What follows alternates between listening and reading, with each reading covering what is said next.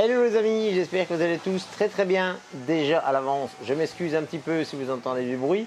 Il y a le voisin qui est en train de faire à la débroussailleuse, donc ça fait un peu de bruit. Donc voilà, on se retrouve aujourd'hui pour une nouvelle vidéo. Et comme vous pouvez le voir, on est sur une BMW série 3, une 320D type E90. Qu'est-ce qu'on va faire? Il y a beaucoup de choses à faire en fait. Mais aujourd'hui, je vais vous montrer comment on remplace les disques de frein ainsi que les plaquettes de frein à l'avant du véhicule. Donc pour ceux que ça intéresse, eh bien vous n'hésitez pas. Et pour ceux qui ne l'ont pas encore fait, eh bien vous cliquez sur le petit bouton s'abonner, la petite cloche également pour être prévenu des vidéos à venir, le petit pouce bleu qui fait toujours grandement plaisir et qui sert au référencement de la chaîne sur YouTube. Vous nous retrouvez également sur les réseaux sociaux. Facebook, il y a une page dédiée Bricoleur et Cagnac, un groupe complet. Et un chat de discussion, si vous avez des problèmes techniques, vous discutez et la communauté ainsi que moi-même, on y répondra. Et on se retrouve également aussi sur Instagram. Privilégiez l'un ou l'autre des deux canaux au lieu de poser vos questions directement en dessous des vidéos parce que je ne les vois pas toujours en fait. Donc voilà, tout simplement. Écoutez les amis, donc voilà, j'espère que vous allez bien. Donc on va se mettre au boulot tout de suite, sans plus tarder. Vous voyez que j'ai déjà préparé un peu les ustensiles, le cric, la chandelle pour surélever. Donc on va commencer par enlever une roue et on va regarder petit à petit comment on fait ça. Allez, on y suit. C'est parti, go!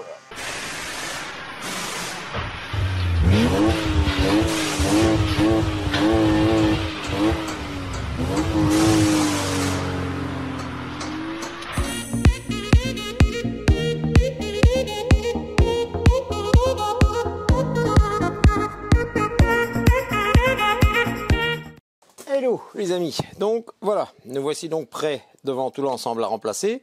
Alors je vous jure que vous avez intérêt de vous munir d'un maillet en caoutchouc comme ça, parce que pour décoller la jante, alors vous voyez bien qu'il n'y a personne qui a mis de graisse cuivrée ou quoi que ce soit, il faut y aller comme un malade de par en dessous, hein. Ça je vous le dis. Hein. Et surtout pas taper sur le bord de la jante, ce sont des jantes en alu, sinon vous allez la déformer. Donc ça c'est sûr et certain. Alors on commence, ici devant vous avez un petit clips, donc ça il faut enlever ce clips. C'est le clips qui tient les deux plaquettes.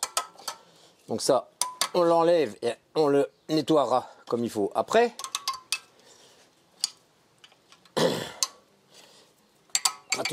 Pas toujours évident. Voilà. Allez. Macho pépère, comme on dit. Allez, viens ici. C'est sûr que parfois sur certaines voitures, voilà, vous voyez, donc ça on aura un bon coup de brosse de fer dessus.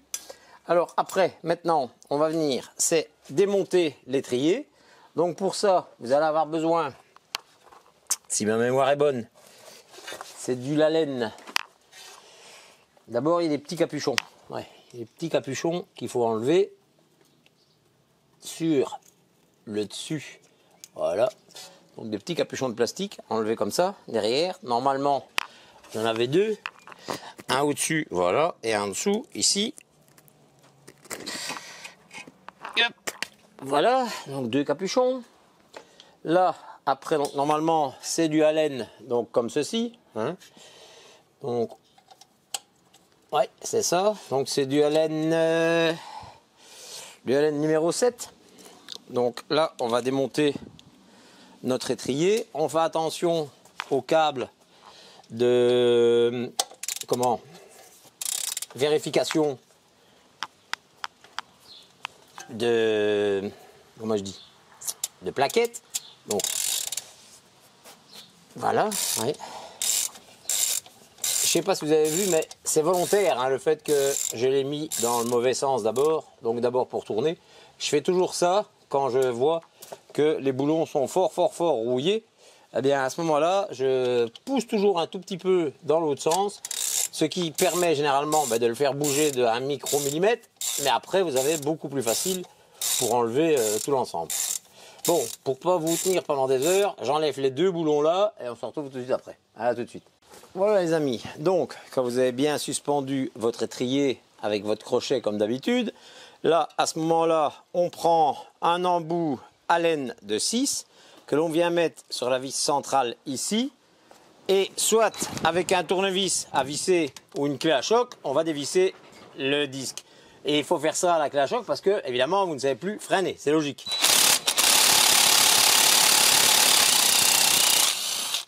Voilà. Bon, généralement, c'est pas trop serré. Hein. Bon, vous avez vu. Généralement, ça va toujours un peu. Hein. Alors, on regarde. Normalement, il n'y en a toujours qu'un seul. Ouais, c'est bien le cas. Alors après, avec un disque, un marteau en caoutchouc, là, on vient désolidariser notre disque. Et ça, c'est pas toujours évident. La preuve. Bon, les amis, je continue à taper. Je vais mettre un peu de dégrippant ici autour. Je continue à taper, on se retrouve tout de suite après. À tout de suite. Voilà, les amis. Donc, ce qu'on va faire, on va donner un bon coup de de brosse métallique ici dessus. Alors, on vérifie s'ils sont bien nos bons disques. Donc voilà les anciens. Voilà les nouveaux. Alors, à savoir que sur de nouveaux disques, il y a toujours un film graisseux dessus. Donc ça, c'est obligatoirement à enlever. Donc ici, je vais frotter déjà un peu le disque, frotter tout ça ici à la brosse de fer. Ici, ça ne sert à rien de mettre de la graisse cuivrée parce que généralement, on ne l'enlève pas tout le temps. Hein, c'est pas comme une roue. Donc, je remonte après le disque et je remets la petite vis. Allez, à tout de suite. Voilà, les amis. Alors, là, vous faites un petit peu comme vous voulez. Moi, je mets généralement toujours une micro-goutte de frein filet dessus. Il n'y a pas de couple de serrage. Pourquoi? Parce qu'en fait, beaucoup de gens croient que cette vis-là, en fait, c'est elle qui tient tout le disque. Mais non, en fait, votre disque... Attendez que je retrouve. Voilà, votre disque, il tient grâce à tous les boulons qui vont être remis dedans et en même temps que votre jante. Donc, il ne faut pas serrer ce boulon-là comme un fou. Ça sert strictement à rien. C'est pour ça que moi, je mets une petite pointe de loctite bleue et que je le serre bien avec un petit racagnac, un petit cliquet de 1/4. C'est largement suffisant. Voilà. Maintenant, eh bien, il suffit de donner un bon coup de brosse de fer ici dessus, comme sur l'étrier. Et après, on repasse au remontage. Allez, à tout de suite. Alors, les amis, avant de remonter quoi que ce soit, notre ami le nettoyant frein en badigeonne partout, autant d'un côté que de l'autre côté. On prend un bon morceau de papier que l'on imbibe également de liquide de frein et on y va gaiement. Voilà, pour bien tout nettoyer. Voilà. Et je vais même nettoyer la portée où la jante va venir se mettre. Pourquoi? Parce que là, ici, là, je vais mettre de la graisse cuivrée. Voilà, comme ceci. Voilà, maintenant on fait l'autre côté. Donc, désolé, mais là je suis devant. Voilà. Hop. Et donc là, on nettoie bien pour être sûr et certain qu'il n'y ait plus la moindre graisse dessus. Voilà. Donc bien nettoyer tout ça. Voilà. Alors maintenant, on a nettoyé notre pièce ici. Bah, évidemment, ça ne va pas la revoir comme une nouvelle, ça c'est évident. Hein. Donc on vient la repositionner. On donne un petit coup également de brosse de fer. Où est-ce que je l'ai mise? Un petit coup également de brosse de fer. Enfin moi j'utilise ça, mais ça va très bien. Sur les boulons, on met une pointe de loctite dessus et on resserre notre étrier. Je vais regarder si dans la doc technique, là par contre, il y a un couple de serrage. Je vais regarder à ça. Donc je fais ça, on se retrouve tout de suite après. Voilà les amis, donc tout est remonté, c'est serré. Alors pour les couples de serrage, l'étrier complet ici, c'est 110 Nm.